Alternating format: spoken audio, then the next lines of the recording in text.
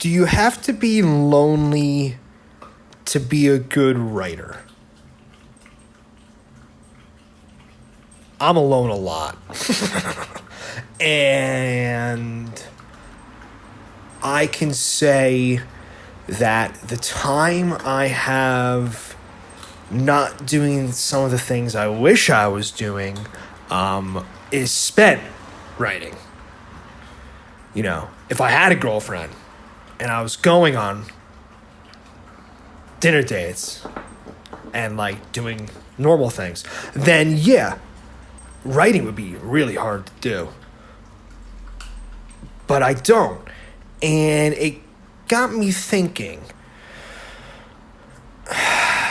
It was on Rogan's podcast, and one of his guests, I forget who it was, said that no good writer is happy. How could you be happy in order to write a book? And that makes kind of complete sense to me. Re-believe that. Sorry, I'm sitting in my chair in my apartment. Yes, that is the sound of a fire truck, not an ambulance. And this is the sound of my beer. And, you know, that time spent alone working and reading, right? Because you have to read to be a good writer, is kind of necessary. You got to be alone. Or at least be able to find solitude in public or a crowded place or with, you know, your living situation, roommates, partner, that kind of thing. Like, I go outside and I go to the cafes. Like, it was 88 degrees today in San Francisco. Fuck that. I didn't move here for that weather. And so I waited till the sun went down, and I went out to, you know, the area where I live, and like sat outside and threw my headphones on and was in solitude in a public place. I sometimes think, you know, people probably look at me like I'm a fucking whack job because I'm always by myself. So like I go out to these public places and like I sit and I read and I have my headphones on and if I'm listening to Fish, like I'm moving my head, you know, I probably look like a guy you wouldn't want to approach. But it sometimes beats just sitting in my apartment and writing. But that depends on the vibe of the day and the vibe of the moment. But both situations, you're fucking by yourself anyway, so it really makes no difference. You know, if I had like a kid, how could you write? You know, I already work a full-time job. And I know Reba, I see it. She's trying to jump on my lap. And, you know, it's already been hard trying to write now with a puppy. You know, on the last podcast, I talked about, you know, having the ability to, I think it was the last pod. I don't remember at this point. Yeah, I think it was. And having the ability to be that kind of author who has the time to write. Because it's your job. So, you know, I like to think anyone who's listening to this podcast, at least at this point of the game, you know, are like me. You're doing this as a hobby. But in order to get good at anything, you have to spend time doing it. So what's the dividing line? You know, how much time do you spend alone writing before it becomes unhealthy? If it's just your hobby, right? I mean, I look back on the last like 2+ years that I've started taking writing seriously and how much fucking time I've spent by myself or in solitude, you know, in public places, writing. And really right now, you know, for what? I don't know. I know that it makes me happy. And right now, there's really nothing wrong with that. You know, I started playing guitar when I was 10. I started playing in bands when I was like 13. Pop punk bands, playing covers, Blink-182, MXPX, NoFX, that shit. And I started spending a lot of time playing the guitar. That by the time I was like 19, 20, 21, I started thinking maybe I can actually do this for a living. And when I was 23, I quit the financial company that I was working at, reading fucking people's tax returns. And I moved to San Francisco to try to play music. And what ended up happening was I joined a band called Pasole, and we toured a bunch. And when I was home, and that was just what I was doing for a job for the most part, and I was working some shitty part-time jobs. When I had free time, I was playing the guitar. And now, at 33 years old, I'm looking at the 2 guitars hanging on my wall, and I wouldn't take any of that time back. But that was time fucking spent. And now these guitars hang on my wall more than they hang out in my hands. So, with my writing, what happens if 10 years from now, I'm sitting at my laptop, and I'm like, oh my God, I haven't done this in 6 months. But what happened with all that time I spent used to doing when I used to do it? So with the time spent, you have to, I think, make the most of it. I've spent time writing, doing the laundry, sitting on top of a laundry machine in a fucking laundromat, just working. I've written, and, you write on airplanes, and, you write wherever you can. I started the first sentence of Fight Kid I wrote on the notes and app on my iPhone. I think I wrote like the first page. I remember. I just packed up the dogs. It was like November. I just packed up the dogs, and the line just came to me. Benny Schultz was an ex-professional boxer. And then, boom, again, like, you just run with it. And then what I did was I went to the cafe near my house, and every single morning before work and every day after work, I wrote that book. Novella. But it's a book. A short book. And 3-4 hours a day, minimum. And then on the weekends, again, hours and hours and hours. And then I submitted it to 73 different agents, and it got rejected by every single one of them. So, that time spent, again, I wouldn't take that away for anything. But it's time. Mick Jagger saying, time is on my side. Well, I want whatever the fucking drugs he was taking, because that's just not the case. Clocks don't go backwards.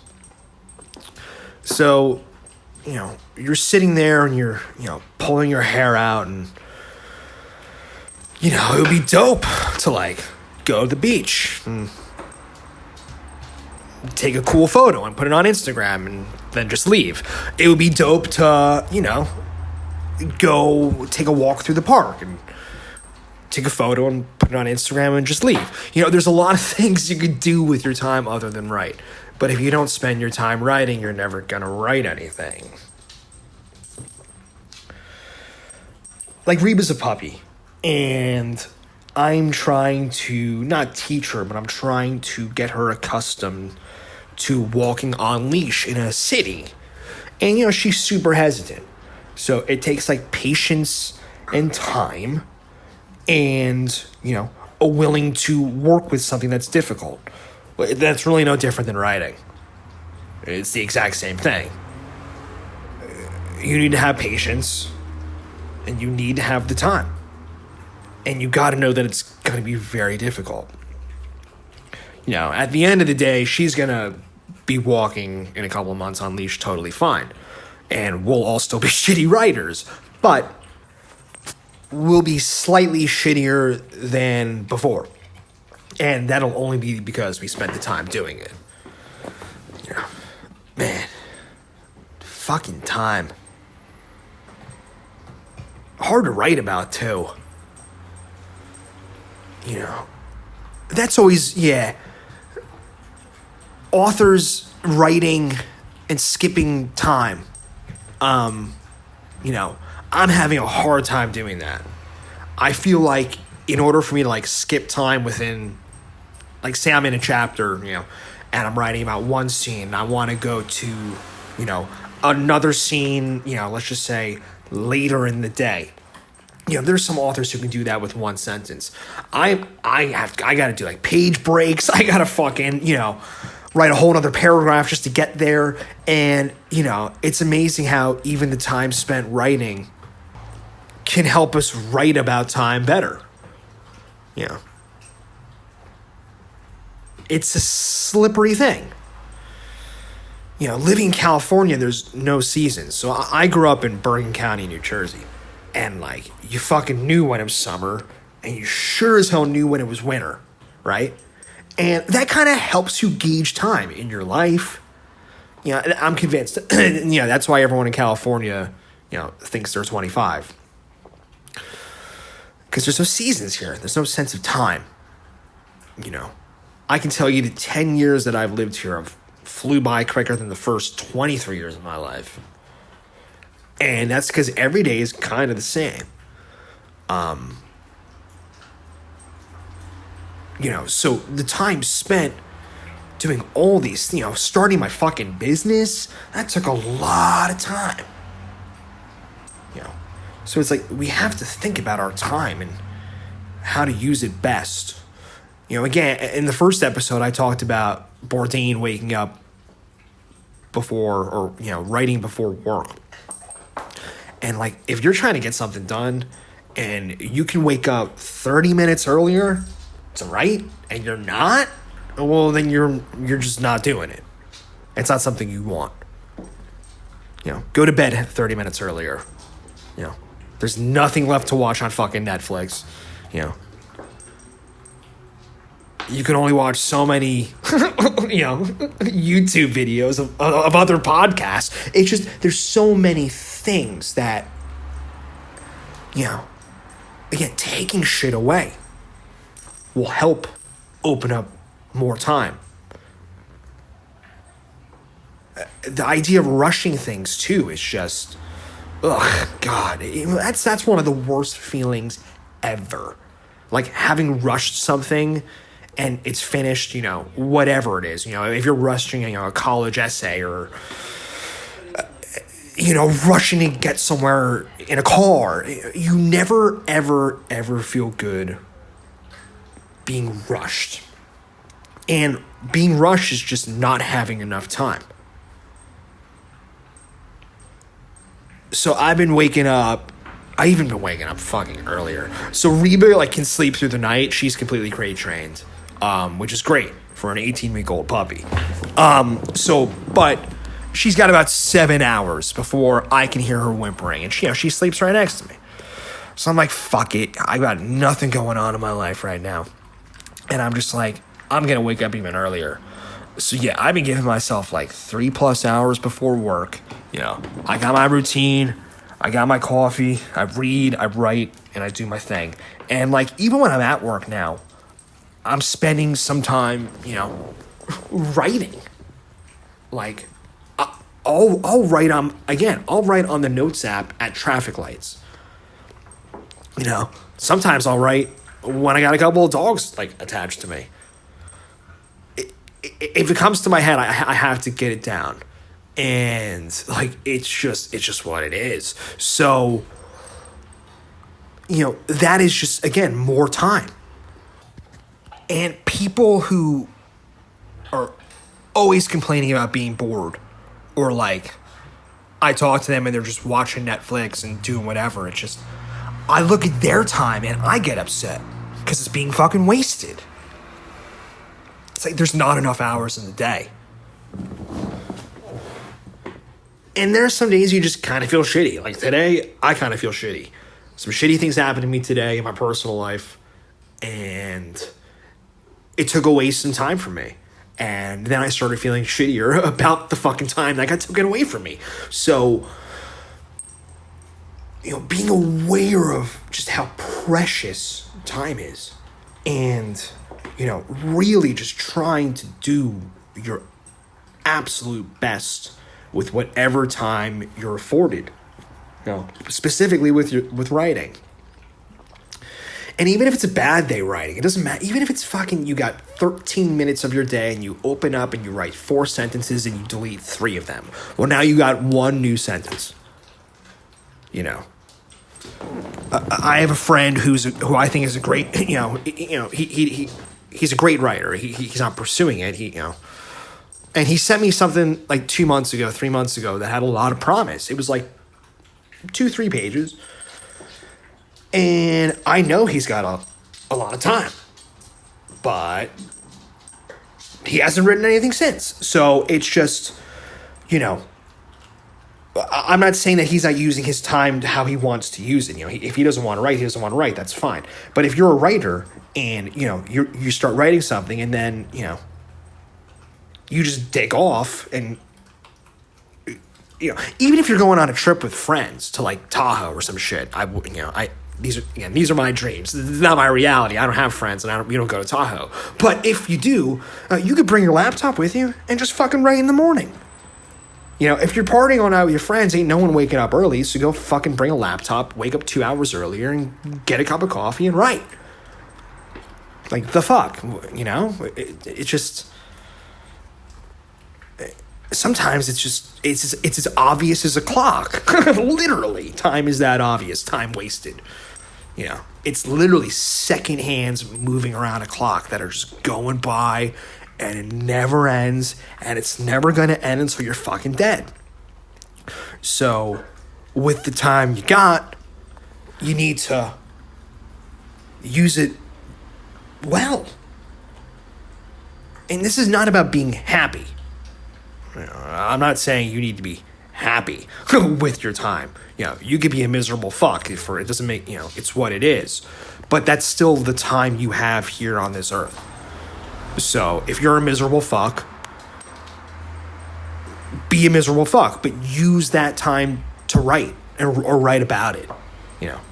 If you're a happy-go-lucky person, maybe become a little bit more fucking miserable and spend a little more time alone and write. So again, these are things that, as an amateur writer and someone who is just kind of DIY, figuring it all out on my own, these are things that are just blatantly fucking obvious to me. I wish I could afford to, lock myself in a cabin in the woods or, what is it, go to Breadloaf or some bullshit like that, but I don't have that. I got a business that is, barely staying alive at this point. I got an expensive apartment, and now I got a puppy. So my time is very precious to me. I know, and Reba's time is too. She's actually trying to climb up on my lap again. I know, I see you. All right, and all right, we're gonna end it here. I know I keep promising you guys things are gonna happen, and they will, but I just keep recording these episodes. So I will see you on the next one. And hopefully Reba doesn't spill my beer. She's going to spill it. Okay, we'll see you next time. Bye-bye.